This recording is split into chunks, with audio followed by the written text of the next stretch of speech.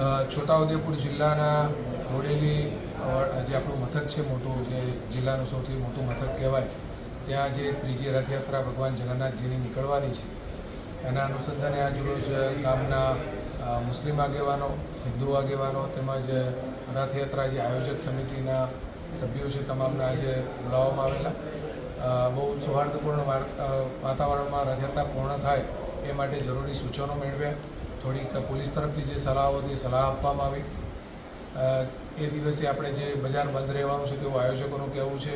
એના લીધે પબ્લિકનો ધસારો ઓછો રહેશે અને ખૂબ સરળતાથી રથયાત્રા પસાર થશે.